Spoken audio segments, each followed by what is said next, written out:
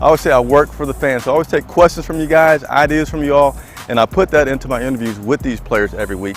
And something very fun at the end of the interview is I do an activity like Office Olympics, just something really fun. And I don't always win, but that's not the point. Just so you guys can get the chance to see these players as people, not just as guys with helmets on running around on Sundays. It's really cool. So if I have your interest, please click subscribe to my YouTube channel and let me know what you think.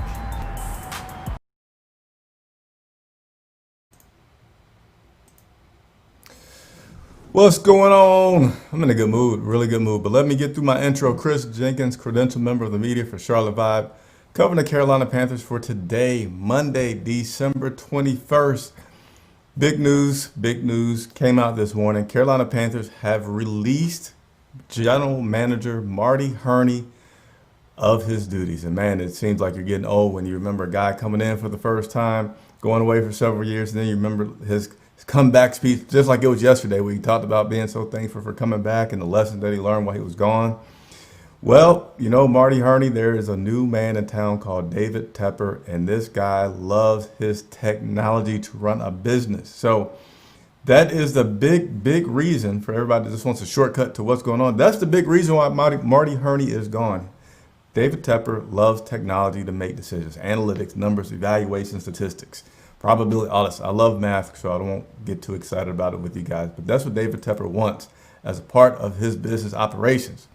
It currently wasn't getting it. But let me also say, before I get too far into this, if you're watching on Facebook, if you're watching on Twitter, I encourage you to go on over, slide on over to YouTube if you want to interact. You guys gave me the nickname Man of the People because I love to get questions answered from you by coaches and players. So always feel free to leave a comment below or to jump on over to Twitter. I'll put the screen back up for you real quick and leave me a message about a question that you have.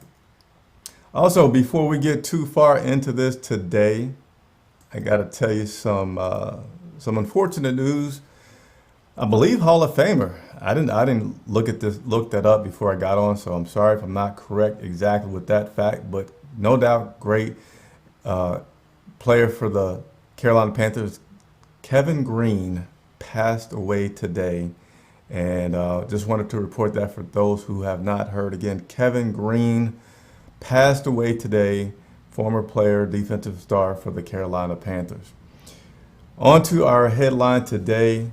Marty Hurney was released today, and I'm going to take you all through the notes from my conversation, or the media's conversation, I should say. It wasn't just my conversation, with owner David Tepper, give you a little bit of my opinion about some of the things that were said. And I'm just trying to pull it up because, I didn't tell you guys while I was excited, did I? Did I tell you while I was excited?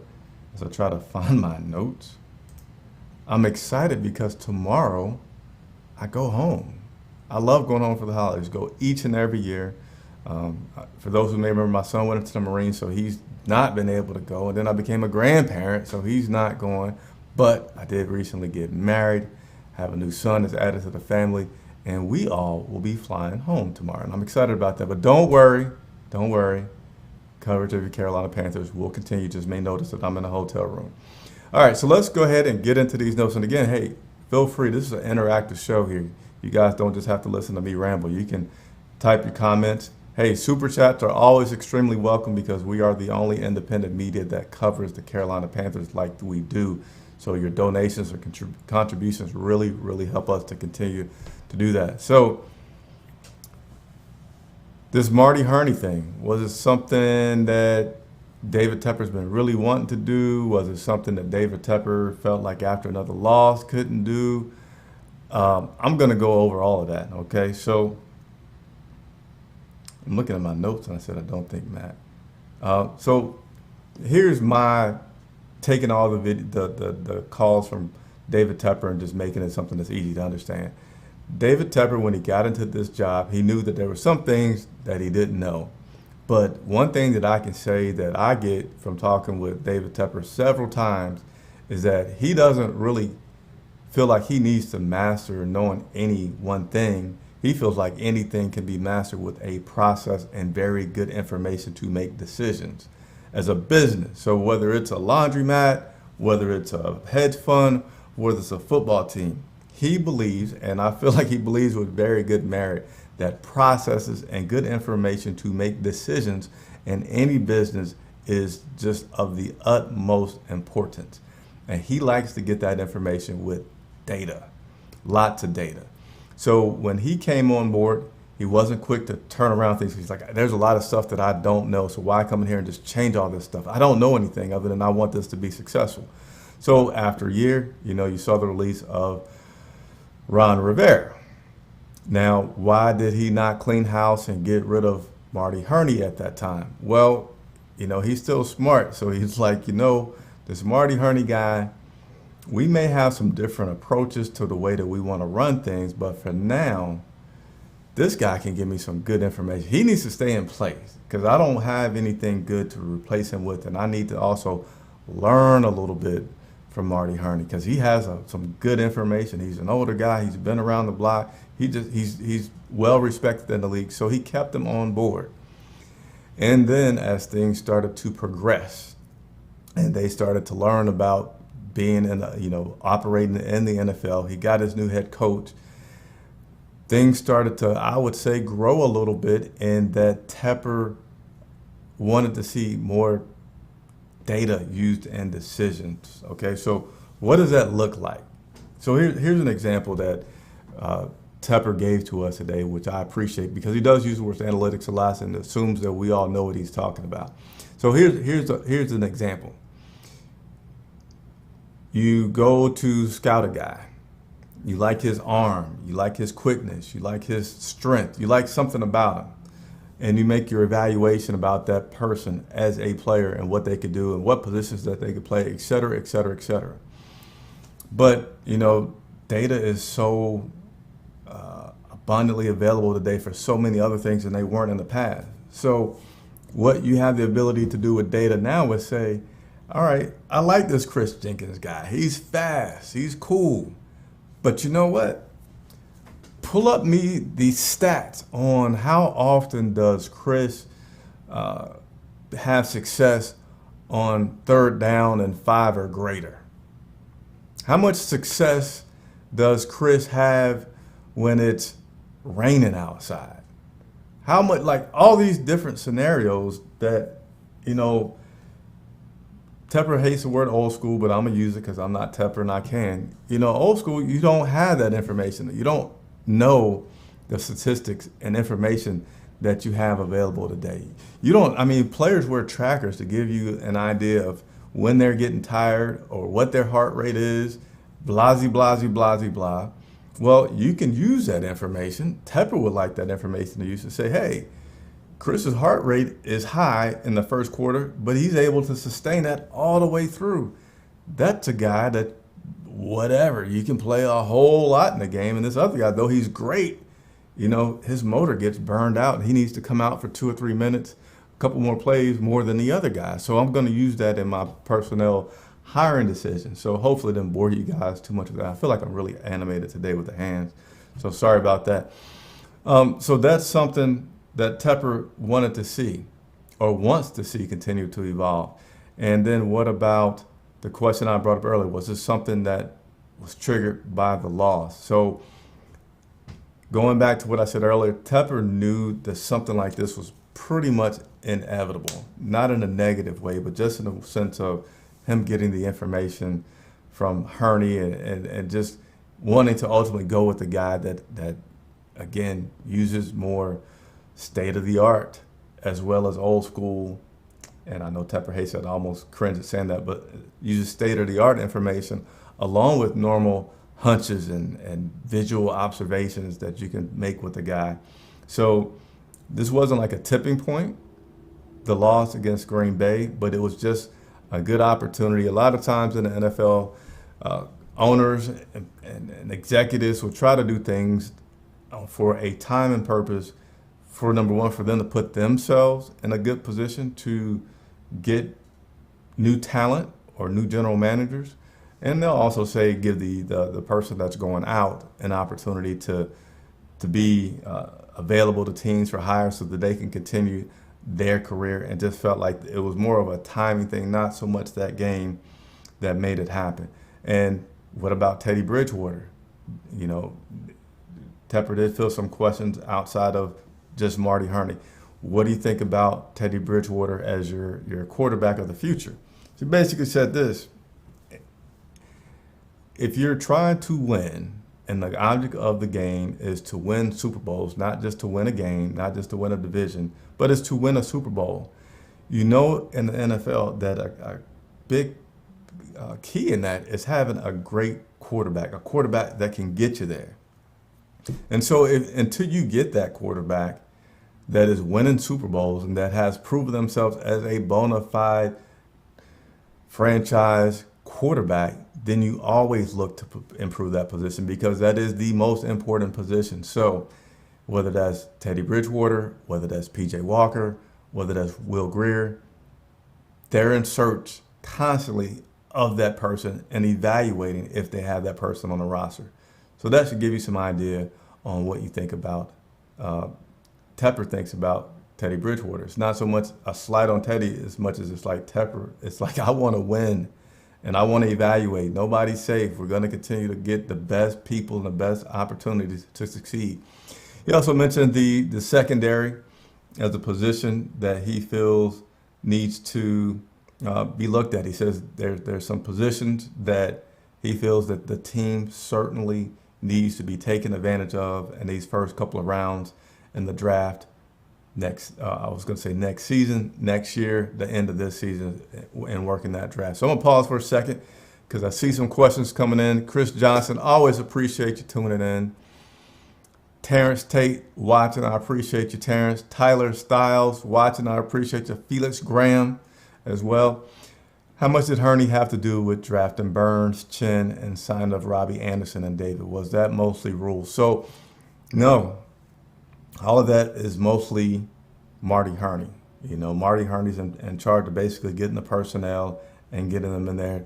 Matt Rule can say what he likes, what he wants, but Hurney is in charge for getting all those people in there. He's in charge for the contracts. Tepper was asking about, hey, does things like Hurney giving Christian that big contract and then he'd be out, does that play a role into your decision making or your criticism? He said, no, you can't predict the guy being hurt. So he wouldn't go to that extent of saying that's a reason. But yes, general managers are in charge of getting personnel in, watching for personnel, and just making those decisions. And coaches are primarily responsible for just executing and getting the most they can out of those guys that they have on their roster. Felix Graham, we knew it was just a matter of time. Yeah, if you listen to, Tepper, when he first came in, talked about maybe having an assistant general manager. You knew it was a matter of time just because of the fact that Tepper wants state of the art, and Marty Hurney is not a state of the art kind of guy. He's always going to want to put more preference on his gut and how he feels than some statistics. Nothing wrong with it. Just two different people having two different strong theories about how something should be done. It's a great show, Chris. Hey, Michael Jones, I appreciate your compliment of the show. You know what? I appreciate everybody that has stuck with me through this season. This COVID situation has really, really changed the way the Charlotte Vibe covers the Carolina Panthers. You guys don't see all the behind-the-scenes stuff that I like to show you of the locker room, of the teams leaving, of me traveling to all the stadiums, me getting players for one-on-ones. And I love all that stuff, and I miss all that stuff. And I know you guys do too. So I appreciate everybody that's been sticking with me through this season. And I'm telling you, when we get a chance to make it up, when we don't have COVID and I can get these players on and let you guys and ladies interact with them, I will be doing that 1,000%. Let's see here. Any more questions? I'm going to give you all a moment, and I'm just going to check over my notes really quickly to make sure I've went over everything. Again, I just like to put this stuff out there in layman's terms so everybody can understand it. Yeah, Hurney was a guy who drafted Newton and Luke. Also, CMC, Burns, Shin. I don't know how I feel about this firing.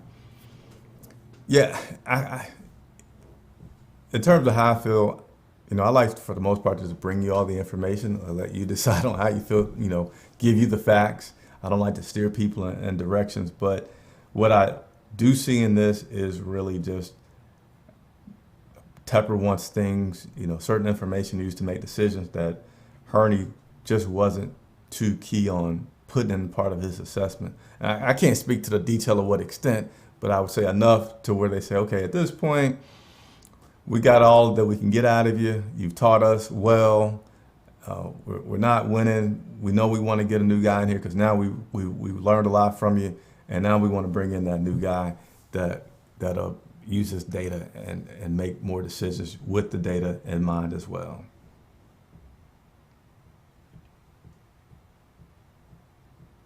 And I think that's about all that I have. Told you all about, again, Kevin Green. Great for the Carolina Panthers, did pass away today. Let me see if I can give you a little bit more information about that real quick before we get off of here. He died today, Kevin Green. He was 58 years old and really, really great football player. Kevin finished the league on the third on the all-time sack list. He had 160 sacks, and 97 and a half of those came on his 30th birthday. And yeah, unfortunately, he did pass away today. And he was elected to the Pro Football Hall of Fame. I mentioned that earlier, wasn't 100% sure. And I think he's in the Ring of Honor too, but he was in the Pro Football Hall of Fame in 2016. First player to spend more than a year with the team to receive the honor was Reggie White. He was here for one season. And yeah, that's unfortunate, but I want to get you all that news there. And let me see if there's any other tidbits that I want to leave you with today. Oh, does Matt Rule want general manager type abilities or say so? Absolutely not. That's not what he's looking for. That's not what he wants to do. He just wants to coach. But it seems like he just wouldn't mind the meshing of how much he uses data to be something that his buddy, the general manager, uses, so it complements each other very well. I'm sure he would also just have increased confidence about what he's doing when you put that extra dynamic into it. Closing remarks.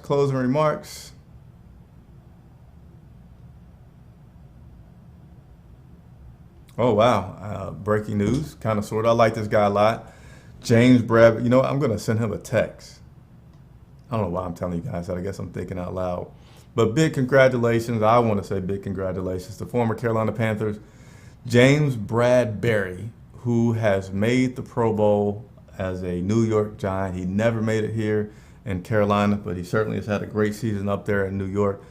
Graham Gano is also up there. Again, I don't know why I'm mentioning this because I watched the game last night. I saw Graham and missed Graham. Graham Gano is also up there in New York. So that's it for me. I'm going to check these comments one more time. And hey, super chats are welcome. And go to the store. It's a link in the description. We have a few items. My favorite one is, at this time, the Carolina Vow, which just says, hey, I'm sticking with this team, win, lose, or draw. It's my team. It's a nice looking shirt. It comes with t-shirts, sweatshirts, and long sleeve t-shirts as well. So check it out. It's a link below. Always appreciate the support from you all. And let's see, final questions. Taylor Styles Tepper has done a good job hiring Rules so far, so I'll trust his judgment for now. Good content. Yeah. Hey, in closing, I didn't do a follow-up show with the Green Bay Packers loss the other day, but in summary, this is how I feel. I feel like so far the pieces that we have in place are pretty good. I know you could be watching the game and say, "Oh, here we go. We're just going to get killed by the Green Bay Packers." Why did the offensive coordinator call that? Why look at Teddy Bridgewater fumbling? He's not the guy. But if you look at everything that this organization has gone through recently with a new coach, new general, new owner, dealing with COVID, I still like where this team is going. I mean, they're not going to be 1,000% perfect. That would be insane to think that they should have no mistakes. But I think if you look at the number of mistakes that this team is making, it's minimal. It's good. It's very encouraging. They still found a way to, no matter who they're playing, and they were playing a pretty darn good team a couple days ago in the Green Bay Packers, and they were playing in Green Bay. They pretty much shut down Green Bay in the second half in Green Bay at night, and it was cold. That's good coaching. that is great coaching to be able to do that with a team that has lost. I don't know off the top of my head, eight games in a row, perhaps a lot of games. You know, they had that 3-game winning streak, and then they've basically been losing since. You still get that out of your players. That says a lot about coaching, and I think that's something great to build on. So, I always appreciate everybody watching. Again, holidays, so scheduling of the videos may be a little here and there. I encourage you to hit the subscription button and hit the notification so that you know when I go on. If you don't have any questions, it's not that big of a deal. You can just watch the replay. But Chris Jenkins for Charlotte Vibe. See you tomorrow.